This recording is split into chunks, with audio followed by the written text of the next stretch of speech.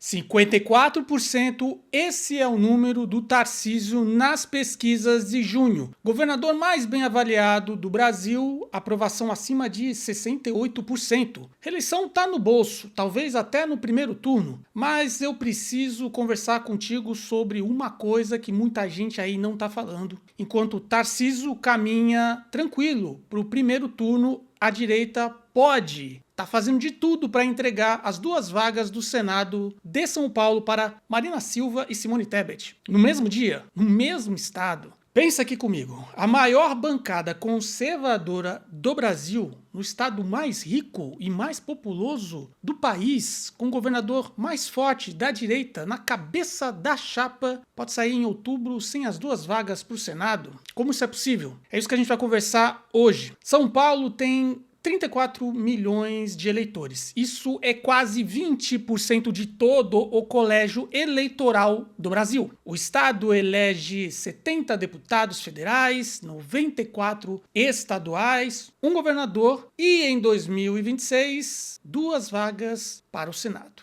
2/3 do que acontece politicamente nesse país passa por São Paulo. E é o tabuleiro mais importante das eleições de 2026, porque ajuda a definir a campanha presidencial. Precisamos discutir alguns pontos. Um deles é histórico. O outro é uma tragédia que a direita vai estar construindo com as próprias mãos. Vamos começar pelo que está resolvido, o governo do estado de São Paulo. A última pesquisa mais recente, que é a Real Time Big Data, pesquisa que foi feita entre 13 e 15 de junho de 2026, está dando Tarcísio com 46% dos votos válidos. O problema é que você tem alguns players da esquerda que também estão pleiteando o Senado, mas eles estão, na verdade, fazendo o jogo falso, o jogo mentiroso. Finge que tá, mas não tá. O lado da esquerda você tem a chapa, que ainda não está definida, de Haddad, mas só está cumprindo tabela, é para fazer palanque mesmo para Lula. E você tem, para a chapa de Senado, somente duas candidaturas. Você vai me dizer assim, não, mas tem o Márcio França também está concorrendo ali, além da Simone Tebet, e o problema não é esse. Eles estão jogando 3 candidaturas, mas a gente sabe que um deles vai virar vice do Haddad. E se isso acontece, é o que vai acontecer, obviamente você tem somente 2 candidaturas contra 3 candidaturas até o momento no campo da direita. Quem são essas candidaturas do campo da direita? Você já sabe. Primeiro é o secretário de Segurança, o deputado Derrite. Excelente deputado, tem a confiança dos paulistas e leva vantagem. Depois tem André do Prado,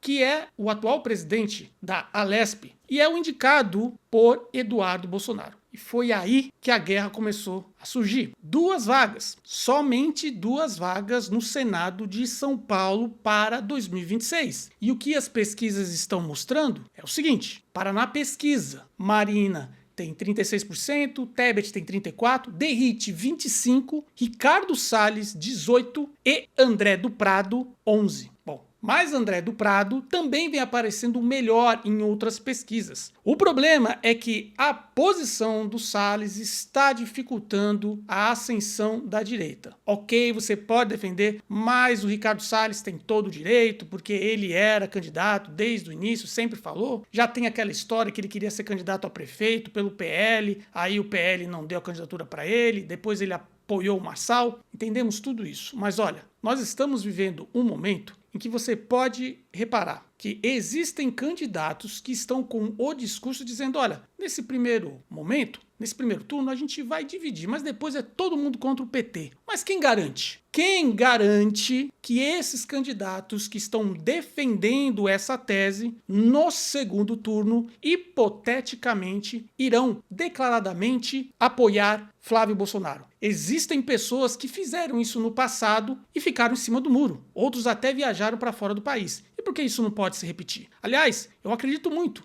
que muitos desses candidatos que estão fazendo frente ao Flávio Bolsonaro no segundo turno vão ficar neutros. Neutros. Gravem bem o que eu tô falando, hein? A maioria vai ficar neutro. Ou seja, se você fica neutro, finge que defende o espectro da direita e no segundo turno fica neutro, você está abrindo ali as portas para uma reeleição do PT. E a gente não quer isso. Então, tem Derrite, que foi para o PP. Tem André do Prado, que é presidente da Alesp, que pulou para o Senado pelo PL. E tem Ricardo Salles, que foi pro Novo. E ainda tem o Paulinho da Força, que não vale nada. 4 candidatos. E tem mais uma variável que precisa ser dita com clareza porque é o caso mais inédito dessas eleições. Eduardo Bolsonaro está nos Estados Unidos desde janeiro de 2026 e há sinalizações de que ele pode entrar como suplente numa chapa do Senado, suplente de fora do país. Isso nunca aconteceu antes. A Justiça Eleitoral ainda não se pronunciou se a candidatura é viável. A gente não sabe se Eduardo vai conseguir se registrar, a gente não sabe se ele volta antes das convenções. O que a gente sabe é que se o PL jogar numa candidatura juridicamente insegura e a candidatura for impugnada em setembro, sobra tempo para quê? Para nada. Então, guarda esse ponto importante. Porque a pergunta que precisa ser respondida em agosto, quando fecham as convenções, é: a direita vai convergir com 2 nomes com respaldo jurídico,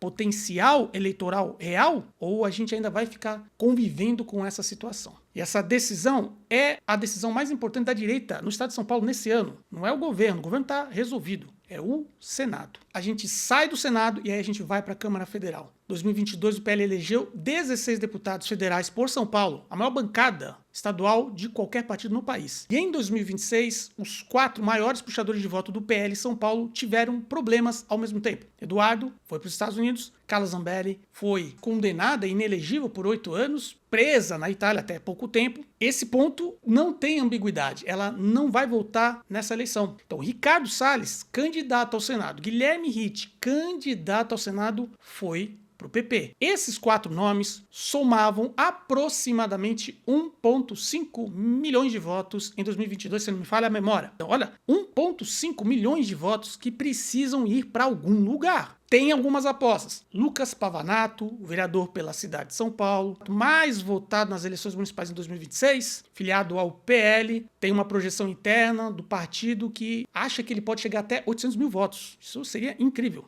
Agora, uma coisa é dominar uma eleição municipal na cidade de São Paulo, outra coisa é puxar voto em todo o estado. Tem Campinas, Santos, Ribeirão Preto, São José dos Campos. Mas o Pavanato tem algo que poucos puxadores têm. Ele é novo, tem base digital e é um nome associado a uma gestão municipal no momento em que a cidade de São Paulo tem aprovação alta com o Ricardo Nunes. Então, mas esse 1,5 milhões de votos não se substitui. Na Assembleia Legislativa o cenário é diferente. O PL mantém a maior bancada, 21 cadeiras, PT tem 18, PSD tem 11, acho que é 11, mas houve uma reconfiguração significativa na janela partidária de abril. Então 21 deputados estaduais trocaram de partido. Então o PSD agora passou a ser o maior beneficiário disso. Então chegamos aqui, eu te mostrei o governo que está encaminhado, Tarcísio, reeleito. Eu te mostrei que o Senado, o campo, a batalha verdadeira, onde tudo ainda pode mudar, precisa ser definido. Então, se o Novo quer construir uma aliança a nível nacional pela direita, agora é a hora de pensar nisso. Ou vai ficar em cima do muro no segundo turno. Mas antes das convenções, antes do registro das candidaturas, no silêncio das negociações que não aparecem na mídia, vou continuar acompanhando aqui, vídeo por vídeo, pesquisa por pesquisa, até outubro. Então a gente vai fazer mais leituras ainda desse cenário. E um recadinho, se você é um desses pré-candidatos, seja a deputada estadual, do espectro da direita, tá bom? Conservador, ou a federal, e não sabe o que vai fazer agora no período de Copa do Mundo, entra aqui no grupo do WhatsApp,